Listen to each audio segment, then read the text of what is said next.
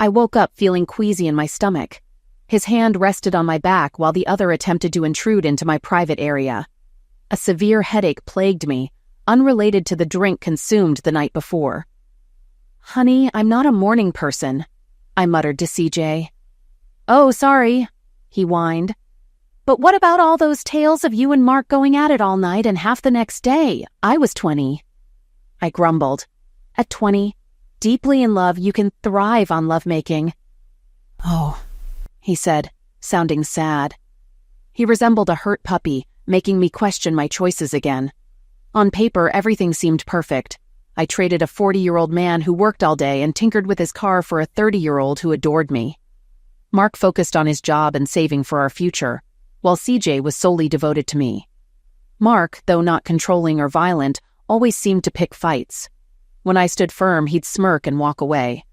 That wasn't how things were supposed to be. My father always complied with my mother's wishes.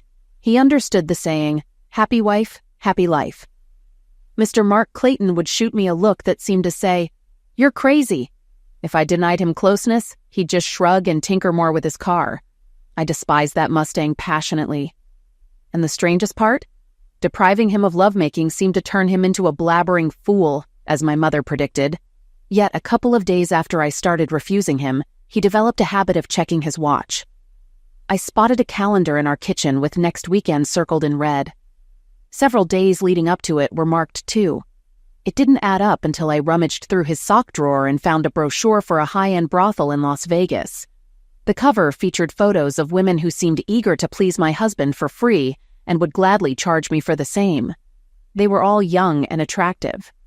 I was nearly in shock. What irked me most was that he had already crossed out that day, and it wasn't even noon yet. I wasn't foolish, and there's no chance I'll allow him to go off and engage in carnal encounters with a group of professional women. I anticipated the outcome of this scenario. He would have attempted to discard me swiftly, even quicker than his Mustang could reach 60 miles per hour in under 5 seconds. So that evening, recognizing where my primary support lay, I propositioned him for lovemaking. I was seething with anger, and ultimately, I ended up feeling hurt. "Nope," he responded. His words came out swiftly, almost as an afterthought. It seemed inconsequential, unworthy of acknowledgement. My frustration reached boiling point as the situation reversed. "Come on, Mark, it's been a whole week already," I pleaded. "I'm just not feeling it," he replied. "I could attend to your needs," I suggested. I attempted to appear alluring with a smile, although it felt like a struggle, especially when my deepest desire was to rid myself of him entirely. "Please, darling, let me please you," I begged. "I'm not sure," he mused as if contemplating. "You don't seem very into it. Maybe in a week." I was stunned, as this was a recurring pattern between us. I'd tried employing all the tactics gleaned from TV, magazines, and my mother to gain the upper hand, yet Mark always seemed to prevail. Conversely, CJ adored me. I held a divine status in his eyes. All I had to do was ask, and he would comply. Why hadn't I left Mark for CJ yet? There were 2 reasons.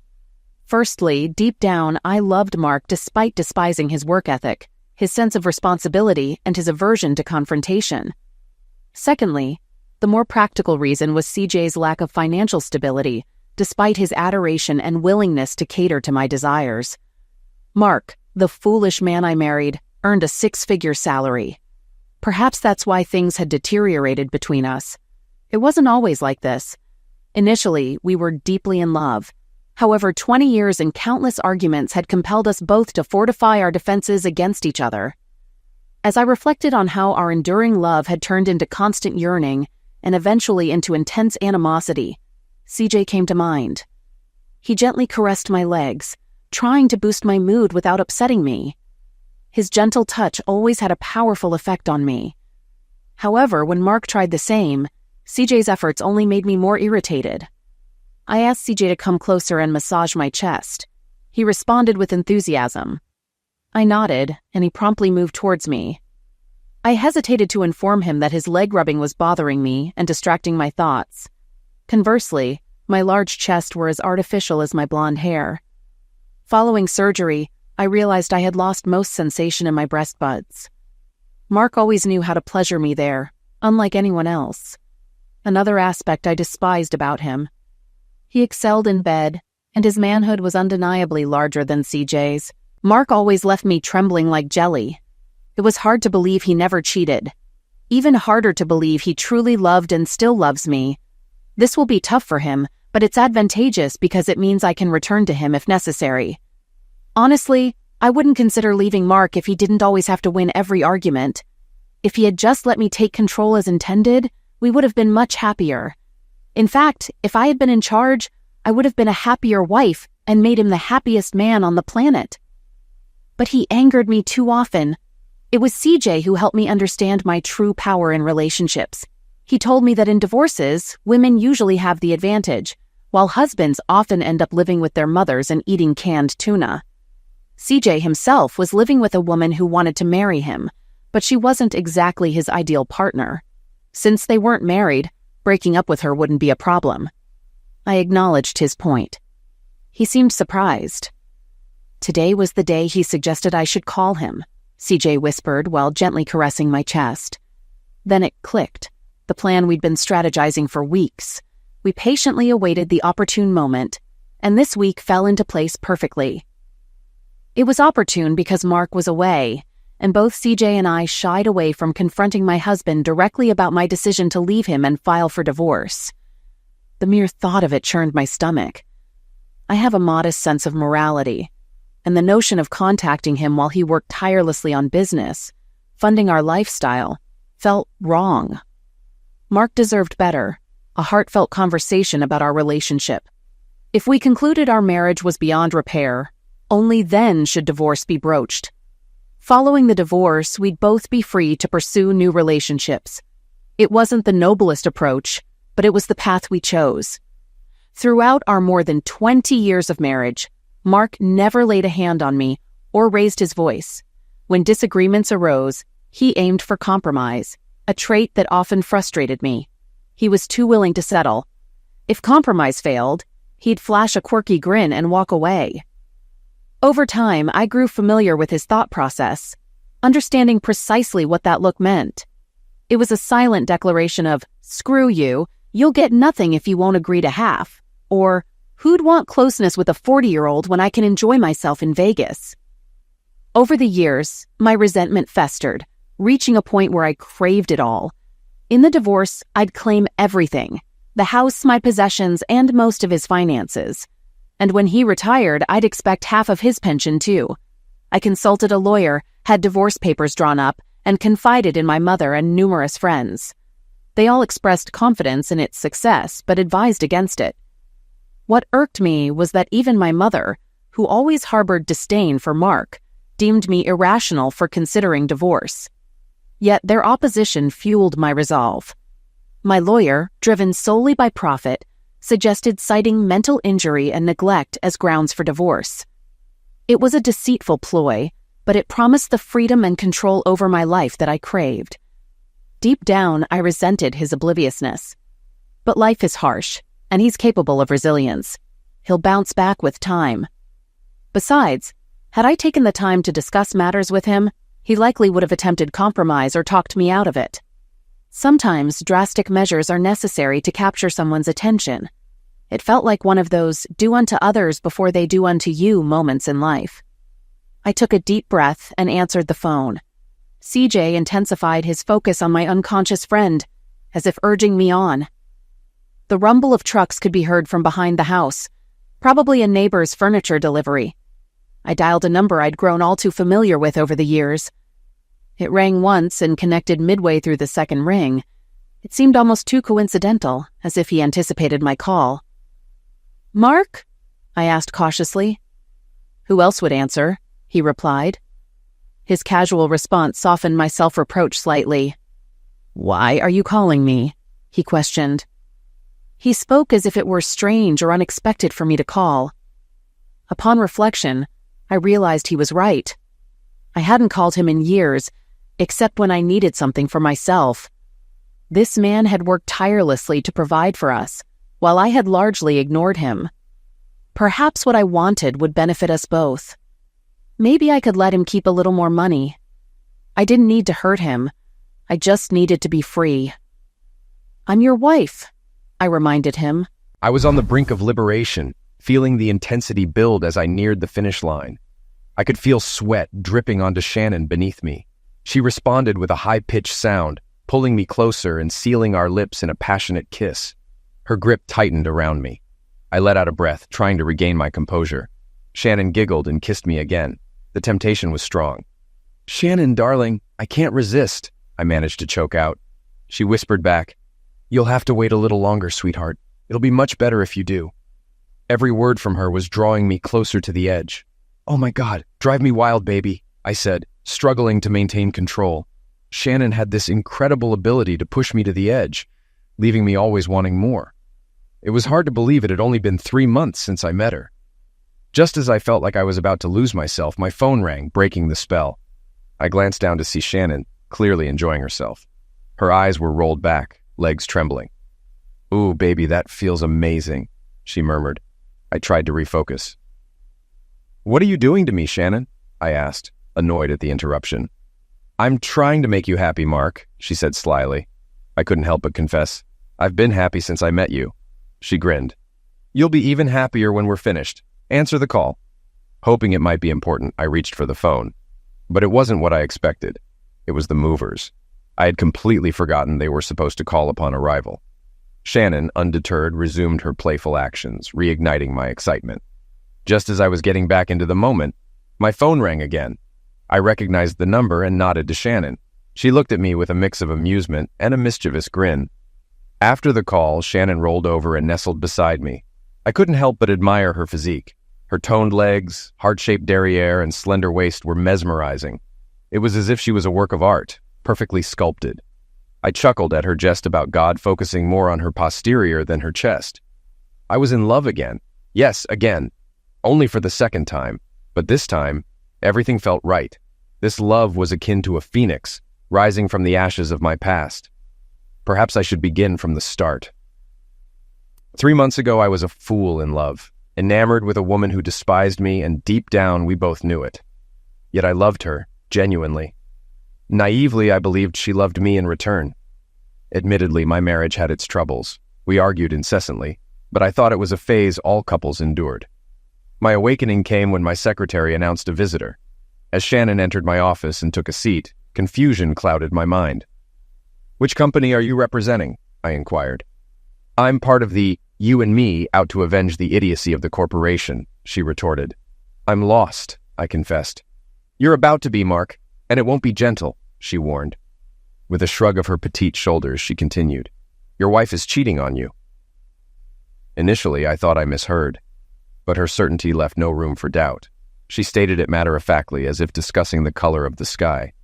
Deep down, I sensed she spoke the truth. The revelation hit me like a ton of bricks. Sweat dotted my brow, my heart raced, and tears threatened to spill. Imagery of Anne with an unidentified man, lost in ecstasy, flooded my mind. Then the floodgates opened and tears streamed down my face. Ashamed of my vulnerability, I buried my head, refusing to let this petite redhead witness my anguish. Suddenly I was enveloped in the scent of cherries. Warm hands lifted my head, offering solace and tenderness. "I'm so sorry," she murmured gently. "I never saw this coming. I suppose I expected you to react like I did when I found out. I thought you'd get angry and want to confront my boyfriend." Perched on my desk, she cradled my head in her lap, stroking it in an effort to soothe me. "You love her, don't you?" She shook her head. "Even though she cheats on you and never speaks well of you. Do you truly love her? When they're together, all she does is criticize and dictate. I don't understand. You try so hard to support her, yet she fails to appreciate you or your efforts. Why do you care so much about her?" She continued to stroke my head, her voice calming, and I wondered if she aimed to pacify me or if she was simply thinking aloud. "Is it because of her blonde hair and ample chest?" she questioned. "CJ has a thing for blondes with big chests too. I expected more from you." Suddenly I met her gaze. "I don't know why I'm so furious with her." "I loved her before she dyed her hair," I retorted. "And I'm the one who paid for those chests." Her response was a burst of laughter so melodious it caught me off guard. "What's amusing?" I inquired. "I'm just speaking the truth." "I know, dear," she replied. But my dense ex has no clue that his dream woman is mostly artificial. It likely cost you a fortune to make her look that way. I shook my head, feeling as though I were in a haze, yet my anger persisted. Shannon divulged everything, how they met and Anne's ulterior motives. They strategized, believing they'd found the best way to remove me from Anne's life while securing most of my assets. Shannon found herself in a similar, albeit less lawful situation. She'd supported CJ from the start, even as he indulged in affairs with women at the bar where he worked part-time, all the while yearning for his ideal blonde with ample curves, whom he found in Anne. Beyond the physical enhancements I financed, Anne also seemed to fulfill a maternal role for him. Shannon hired a private investigator to gather intel on CJ. I conversed with her agent, Sarah Price, multiple times before agreeing to her terms. It wasn't particularly challenging. However, this information proved futile for Shannon. Sarah, another striking redhead, reiterated this to Shannon numerous times. Since Shannon and CJ weren't married, the information held no weight for her. CJ could easily leave Shannon without repercussion. Conversely, I could utilize Sarah's findings and recordings to bolster my stance in the divorce proceedings and potentially lessen the financial settlement with Anne and her paramour. Over the weeks of observation and strategizing, Shannon and I grew closer. One evening, it all culminated in a conversation. "Shannon, you deserve better than him," I asserted. "Why don't you just leave?" she suggested. "Forget about him." "But I can't leave without repercussions. I don't let anyone walk all over me," I explained. "But haven't you already gained the upper hand by uncovering his schemes?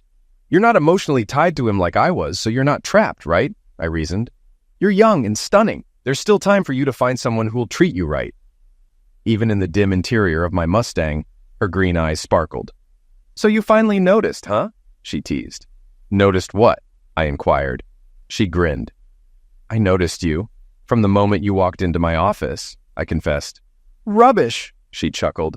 "You were so infatuated with Anne that you didn't even register that I was a woman, let alone possibly interested in you?" Her laughter, as always, enchanted me. It was one of the things I adored most about her. "Why do you think I'm still here?" She choked up. "I ended things with CJ and any desire for retribution weeks ago. Helping you get even means much more to me than seeking revenge on that fool. I just can't stand the idea of you being financially burdened by those two con artists for the rest of their lives. There has to be a way for us to break free from this, darling." She drew close to me, embraced me, and kissed me for the first time. I was taken aback, yet I relished it too much to entertain the notion of not kissing her back.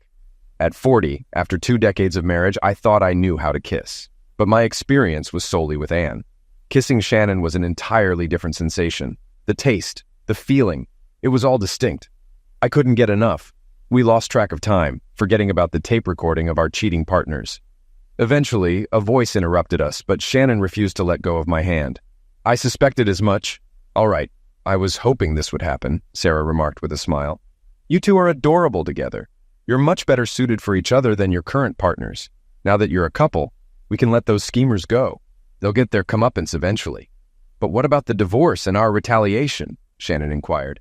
Sarah surprised us by explaining some legal matters.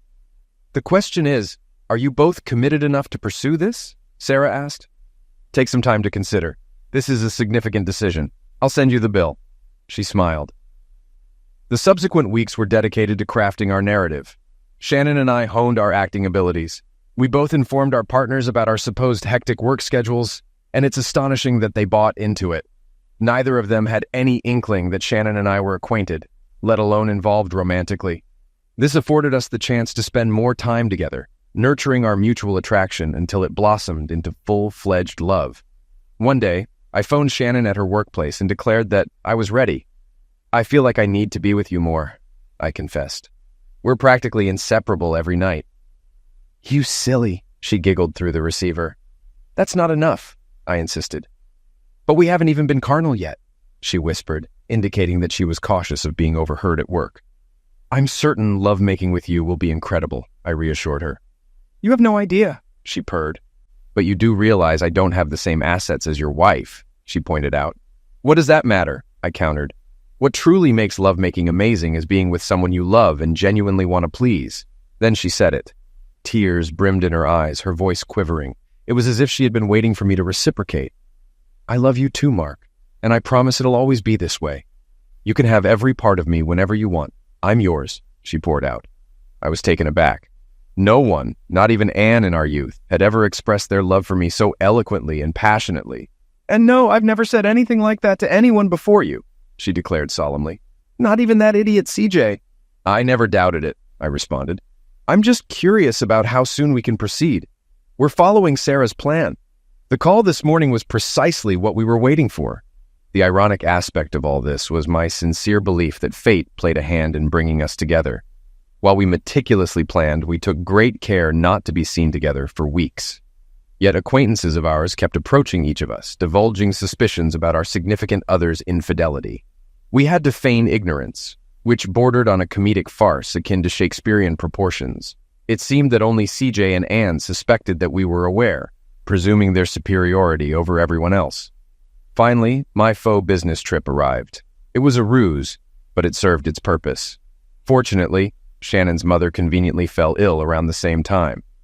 The illusion of both of us being out of town emboldened the swindlers, leading to that pivotal phone call. Things didn't unfold as smoothly as we anticipated. Both Shannon and I had anticipated the call to come on Friday night. That's why I scheduled the truck to arrive on Sunday morning. I wanted to give the lovebirds a couple of days to relish each other's company before everything unraveled. Nevertheless, Shannon and I relished the moment of triumph. As I answered the call, I addressed the voice of the woman he had been married to for over 20 years. "Who else can answer my phone?" I replied gleefully. Shannon approached and embraced me, lending me a strength I never knew I possessed. "Why on earth are you calling me?" I demanded. "I am your wife," she replied. Mark, dear, I need to tell you something, and you probably won't like it. I think the simplest way to do this is to inform you that in the long run, it will benefit both of us.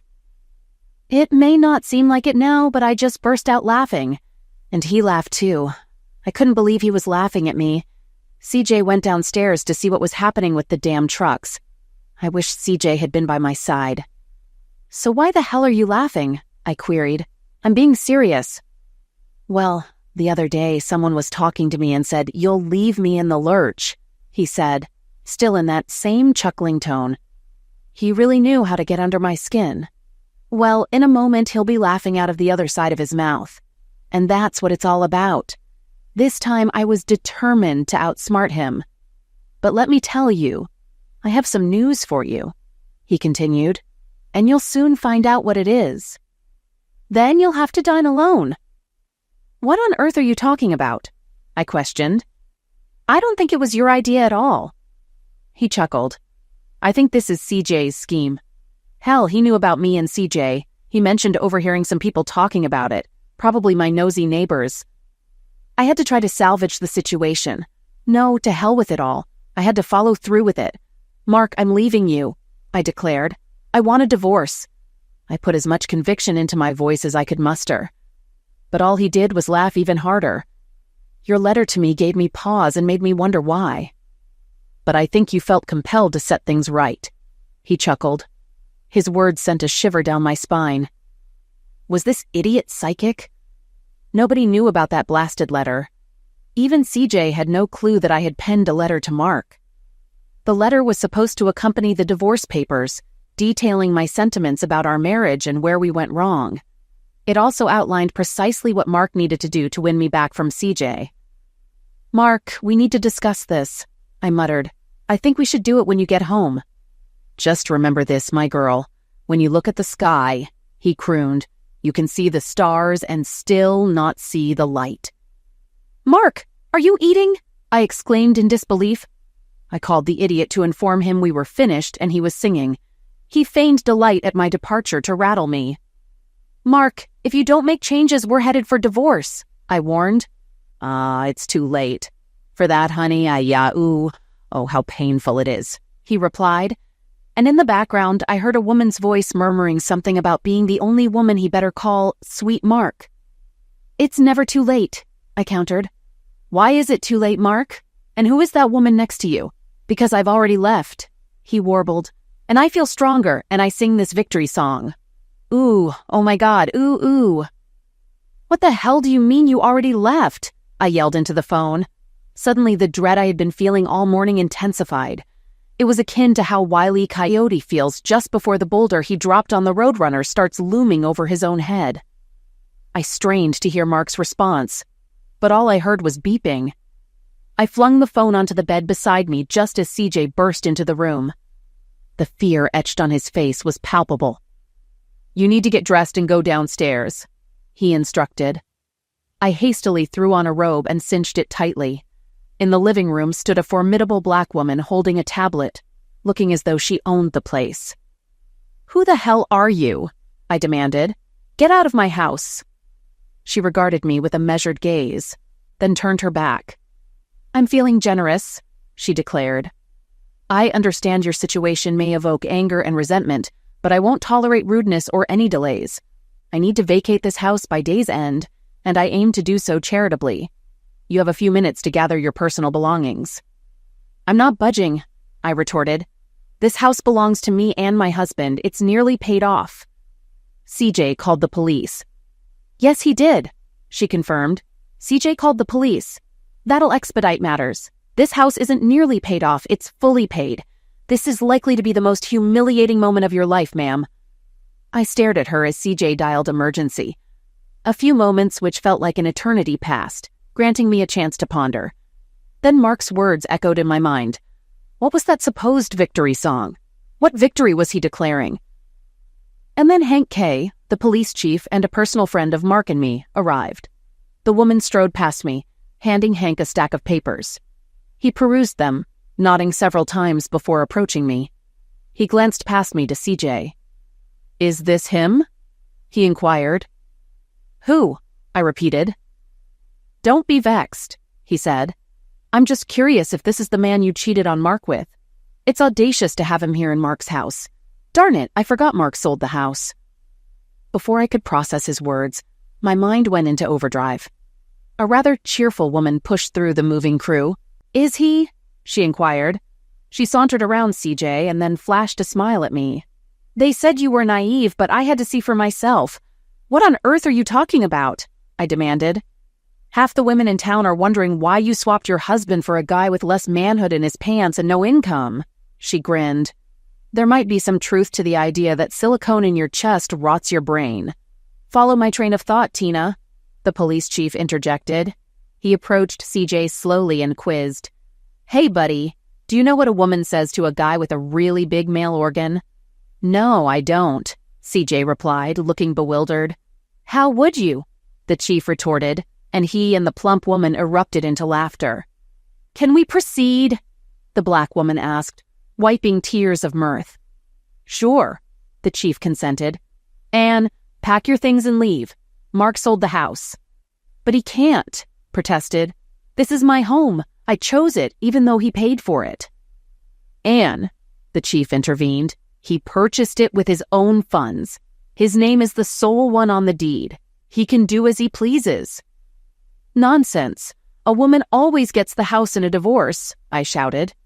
"Not always," the chief countered. "Moreover, you two aren't divorcing." "Indeed, that's correct," I acknowledged. "I intend to file tomorrow." "You should have done it last week, as that's when he sold the house," the chief remarked, chuckling. "Is this legal?" I inquired. "No," the chief replied. "It's a bit sneaky, much like sleeping with some pervert while your husband is toiling away at work to buy you all those luxuries. But it's entirely lawful." "Darn," I muttered. "CJ, contact my lawyer. I need to reach out to the bank and our investment firm," I instructed. "Do it outside," the black woman directed, waving her hand as her team began removing furniture from the house. "Where are they taking my furniture?" I demanded. "Your husband donated the furniture to a local charity auction house," she explained. "You can always repurchase it." "I handpicked every piece of this furniture, arranged it, and paid for it. Maybe you should have chipped in," Tina chuckled. "Oh, I forgot. Does hair bleach mess with your brain?" I brushed off her remark and dialed the bank. "Carly, it's Anne Clayton." "Yes, Mark's wife." "Carly, my lawyer will contact you soon to freeze our accounts, so I need to withdraw the money beforehand," I explained to Carly's overly cheery voice on the line. "Carly, first things first," I continued. "Let's handle this. I'll need enough funds to maintain the house and cover expenses for a while. Also, during the freeze, will only the current account funds be locked, Or can Mark reroute his direct deposit? Just the current account funds, she clarified.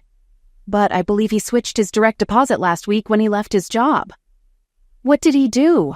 I gasped. Oh, crap, Carly, I want to empty all our accounts and transfer them to a new one, all right? Are you certain about withdrawing everything? She inquired. Damn right, I affirmed. Mark will land another job quicker than Tina can devour a bucket of chicken wings. But this money is all I have until the divorce is finalized. I'll need to issue you a check for that amount. Then you'll need to deposit it into your new account, she explained. Fine, I snapped. Just get it done. Consider it done, she replied. Once you arrive, I'll hand you a check for $3.11 and you can proceed. What in the world are you talking about, Carly? I erupted. There's nearly $500,000 in that account. There was, she began. I know exactly how much was there, I seethed.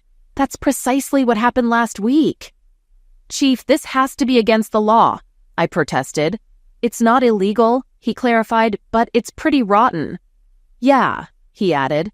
The bank enforces a minimum balance policy. If your balance drops below $50, you'll incur a $10 fee. You don't have enough remaining to cover even the fee.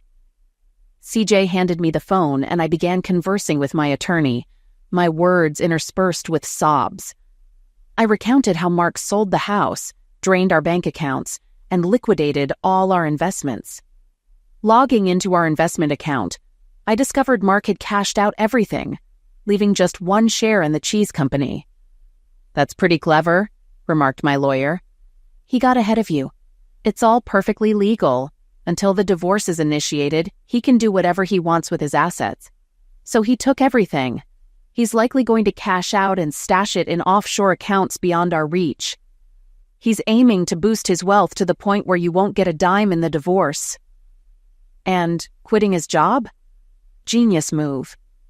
When he arrives in court broke and unemployed, you two can just part ways with no financial obligations. I doubt he'll even show up, I remarked. I think he skipped town. He left me before I could leave him. I have no clue where he went. Hey, my lawyer inquired, how do you plan to serve him with divorce papers if you don't know his whereabouts? Can I divorce him without all this hassle? I questioned. What about abandonment? It takes 3 years in this state. Do you have enough funds to last that long? He queried. Remember I just mentioned he drained all our damn money? I seethed. Well, no money means I can't afford your fees. Click. And again. All I heard was beeps, accompanied by the movers snickering under their breath. That's how my life spiraled into chaos. I temporarily crashed at my mom's place. Mark was thorough. He sold off or gave away all our possessions. He took all 3 cars, both his Mustangs and the winter Jeep. He kept my new Lexus, but I couldn't cover the payments, so it was repossessed. I consulted with several pro bono lawyers, and they all agreed I needed to stir up some serious trouble to counter his actions. Almost every lawyer, upon hearing the facts, deemed his actions brilliant and entirely lawful. There's no law saying a man must remain with his wife just because they're married, nor is there any prohibition against selling a jointly owned home. Mark had full entitlement to withdraw funds from our accounts, since he was the primary account holder. He came out on top. I tried reaching him, but his number was disconnected. There was a message there. I was certain he left me some sort of clue, but I was too dense to grasp it. Days turned into weeks with no word from him. Weeks stretched into months. I lost CJ within the first month. He struggled to make rent after his girlfriend left him for another guy the same day Mark abandoned me. What were the odds? One day, while listening to the radio, I broke down in tears. There was a band I vaguely knew of called the Eagles. Their lead singer, Glenn Frey, sang a song called Already Gone. The tale mirrored my life so closely that tears welled in my eyes. The gibberish Mark uttered or crooned to me on that day of his preemptive strike was lifted straight from this song. My life was filled with hard labor. I toiled 6 days a week alongside my mother cleaning hotel rooms. Many guests reminded me of my past life. I habitually took my blessings for granted, always believing I deserved more. After just a few days of struggling to survive, I began to regret how I treated my husband. It pained me to recall that I used to spend more on makeup in 2 weeks than I earned in my current salary. At 43, I knew my opportunities were limited. The only odd thing was that after 3 years of hardship and poor diet, I gained a few pounds and stopped coloring my hair. One day, upon returning home, I found an invitation awaiting me. The following day, I received an invite to a local cafe. Though unsigned, I knew it was from Mark. Suddenly it clicked. Mark could have emptied our accounts, but he left an odd sum. $3.11. It's been 3 years, 1 month, and 1 week since he left me. That's it. My sentence was served. My penance over. Damn, I wished I had realized this sooner. I could have dieted and reclaimed my figure. Then I realized it didn't matter. Mark always loved me. Blonde hair and ample chest were my choice. While I strove to look my best, a realization struck. I suddenly remembered the song's final line Mark quoted before he departed. It happens so often that we live in chains that we don't even know we have the key. There was a message in the invitation. It signified that we had come full circle. I was certain this meant he was ready to reintegrate me into his life. It suddenly dawned on me that I had been a fool. I was always in control. While I idled, Mark worked tirelessly to fulfill my every wish. The only time he refused was when I tried to coerce him into something he didn't want to do. When I attempted to divorce him, to leave him, he took it personally. True to form, he granted my wish and left first. Oddly, I had spent the last 3 years fearing the inevitable, expecting divorce papers to arrive sooner or later, yet they never did. Now I felt I understood why Mark still loved me and eagerly anticipated our reunion. I arrived at the bar slightly early. A disheveled bartender, showing signs of heavy drinking with his ruddy complexion, approached my table. "You've put on weight," he remarked. "How many donuts have you eaten? Have you drunk enough to forget your own shortcomings?"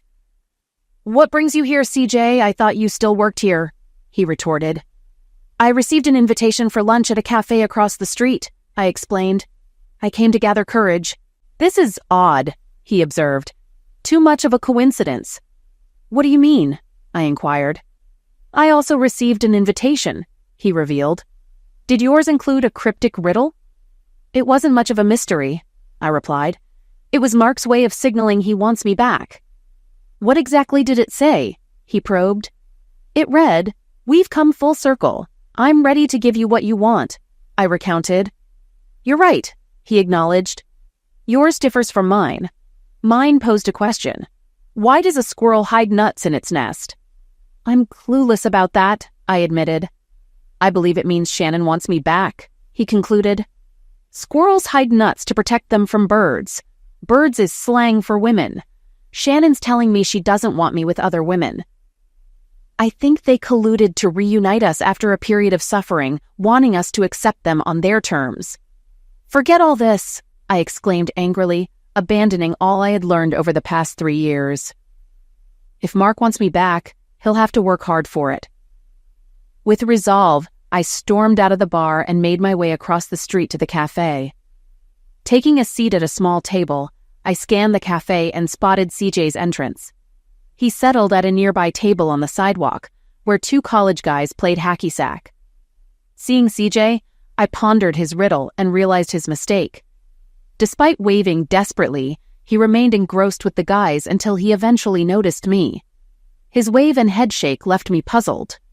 As CJ sat, the guys nearby lost control of their bag, which flew toward him and toppled his glass. Rising angrily, CJ was struck in the groin as another bag fell before him. One of the guys attempted to skillfully kick the bag back up but missed, fortunately leaving it undamaged. However, his foot landed a mighty blow to CJ's lap, eliciting a piercing scream. I hurried over as waiters tried to assist him, but all they could do was help him to his feet. As the ambulance arrived to take him away, I informed him, "Your interpretation was off." Through his pain, he groaned, "What?" "She didn't want your return," I clarified. "It's not about birds, it's about reproductive organs." "Doesn't matter," he grumbled, attempting to speak further but was interrupted by the appearance of a girl resembling a college student. Tall and fair-haired like me in my youth, she approached with a briefcase and gum in hand. "Are you Anna Clayton?" she inquired. "Yes," I answered sharply. Handing me a stack of papers, she explained, "His list of demands. Why don't you ask him yourself? You've been served, she spat. Glancing around the cafe, I spotted him. Suddenly, the riddle's meaning dawned on me. Full circle signified achieving what I desired, not necessarily Mark's return. This meant I got what I wanted. After Mark and I split up, we got divorced. The issue was it wasn't what I desired anymore. I yearned for the life I once knew and lost. To be frank, I was accustomed to living modestly. Most importantly, I longed to reconnect with Mark himself. Then I spotted him. He appeared well, even better than when we parted ways. He seemed content. However, he wasn't by himself. A woman accompanied him. She had red hair, was youthful, stunningly beautiful, and noticeably pregnant. Between them, holding each of their hands, was a little girl who perfectly blended their features. She sported Mark's hair color and her mother's vibrant green eyes. This petite girl gave me the same peculiar smile Mark had. Perhaps it's genetic, or she somehow sensed the situation and its significance, just like I did. The moment I saw them together, I realized it was truly over. There was no hope of rekindling with Mark. Emotionally, he was distant. There was no use in vying for his affection. This redhead wouldn't let him go. She offered him her heart, love, and undoubtedly her physical presence. She also bore him children. Reviewing the divorce papers, I noticed Mark's retaliatory stance against me. I aimed to secure financial compensation through legal means. I needed his money, but not him. In the end, I got neither. He divorced me, claiming abandonment, allowing him to retain all his assets and his newfound happiness. I glanced up from the paperwork for one final glimpse of the man I'd lost. But it was too late. He had already departed, leaving me with nothing but tears.